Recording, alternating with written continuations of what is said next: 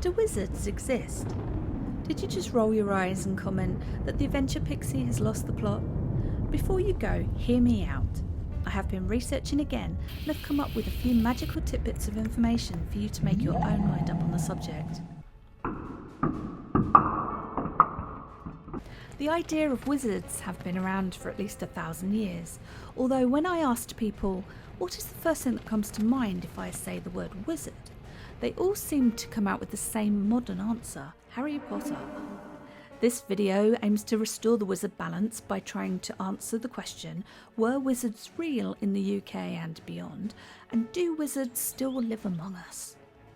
Also, we will be looking at historic facts and myths, along with why wizards seem to always have an owl on their shoulder, potions, wands, possible pagan links, and delving into the truth of one of the most famous wizard figures, Merlin the Magician. It's not about this band of wizards. No, not pinball wizards. That's another wizard. No, not this Merlin. There have been many wizards named over the years, from Wizard of Oz, Gandalf from The Hobbit, Prospero from Shakespeare's The Tempest, Dumbledore from Harry Potter, to magicians and illusionists such as Paul Daniels, Dynamo, Houdini, and not forgetting my great-grandfather. What is a wizard, and are they real, or are they just myths, folklore, or legends? A wizard is a person that claims or is believed to have magic powers. They are otherwise known as sorcerers or warlocks. The origin of the word wizard comes from the Middle English word spelt W-Y-S, meaning wise, wiz. It is then joined by the Germanic word ard, stemming from the word hard. This part of the word points to their characteristic, in this case to form wizard. The word may have started out more about being wise, a sage, a philosopher, but later on the meaning seemed to have shifted to that of magic. One possible reason for this could be attributed to the increased emergence of science. Imagine things start to happen that are not understood. They may appear as magic to those uneducated in these fields of expertise, such as people being cured from illness and ailments, operations, inventions and new technologies. Looking back at the original meaning of wise, it could also be possible that if someone predicted events based on purely being good at paying attention and putting two and two together, they may also seem to possess a certain level of magical ability, even if it's just someone that is wise. If you study weather charts, you can predict the rain. Back then, if someone observed the skies, the actions of animals, the changes of the seasons, signs of illness, the stars, they could start to predict things that might be viewed as spooky or magical to others. Oh, look at that cloud.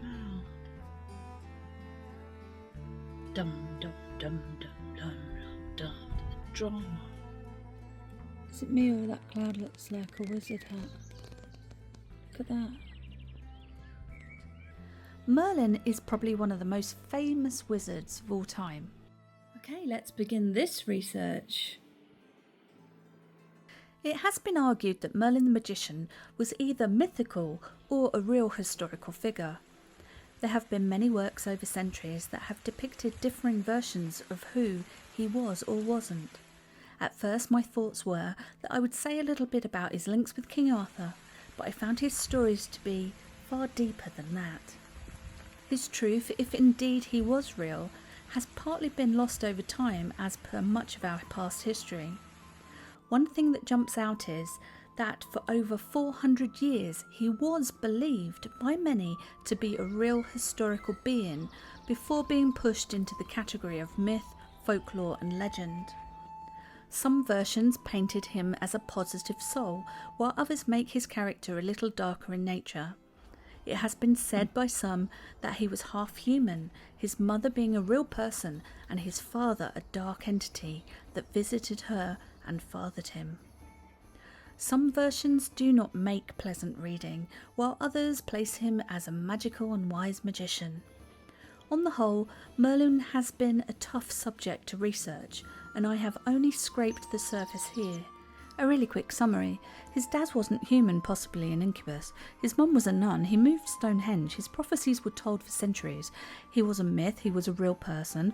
There was another Merlin in Scotland. His grave was never found. He was good. He was bad.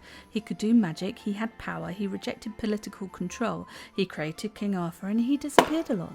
There is only so much I can research in the time I had available for this video. Many people in Britain and around the world openly classify themselves as wizards and witches to this day. Others may not be so open about it for fear of being ridiculed or not believed, or they just want to be quiet about it. There was certainly a rise in popularity of magical things since the big HP books and films franchise, but this is not the only reason for people to claim such things.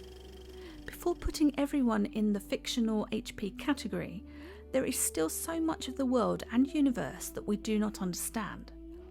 The world is full of people that claim to be able to heal others. Then there are psychic mediums, magicians and illusionists that sometimes make you so confused of how on earth did they do that. What about people such as Nikola Tesla that appeared to have tapped into a universal source of knowledge? Scientists will often reject this theory as unproven and just pseudoscience. So what about potions? It's not really that far-fetched at all. Look at lotions and potions that we use in our everyday lives. Aloe, witch hazel, or medicine. Sometime, someone had to have created all these and experimented with what cures ailments and what doesn't. Why are wizards always portrayed as having owls on their shoulders? Owls have been on Earth for over 60 million years. They are therefore known as being wise. They've had a lot of time to learn. Is there any evidence other than fictional, though, to relate them to belonging to wizards? Or are they purely a symbol to show that wizards were wise like an owl? The owl may be wise, but it's not the most intelligent bird to choose. Crows are great puzzle solvers and parrots can talk. Polly's a wizard. Polly's a wizard.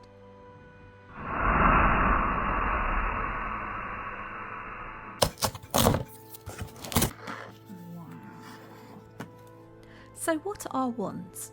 They're often made from wood, but they have been made out of other materials such as bone or metal. Although they are linked to magic, they haven't always been thought to actually be magical. Some people have said they are a way of channeling energy, and others have noted them as a symbol of power.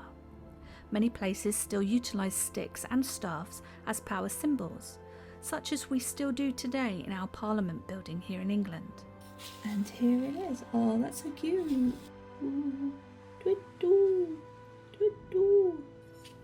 So this magic wand is really cute. It's got a little owl on it. It's handmade and handcrafted, apparently, by a small business. It's got a nice weight to it. I think if you're into wizards and magic, this is a lovely little wand. Have you ever held the talking stick, where if you have it in your hand, you can talk, and those without it cannot speak until it's been passed to them?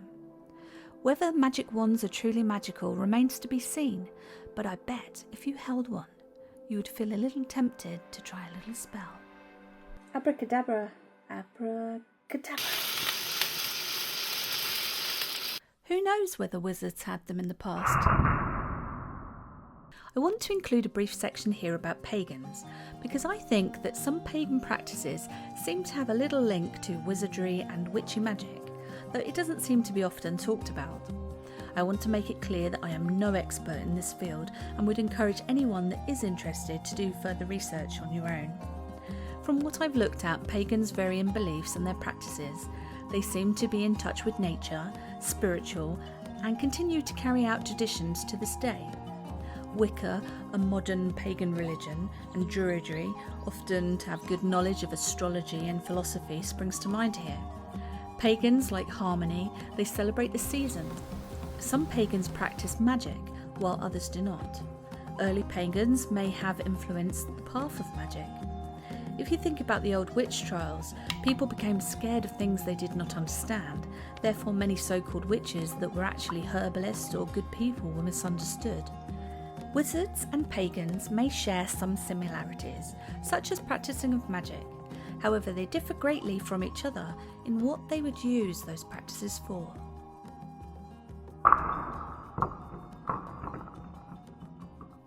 Are wizards always male?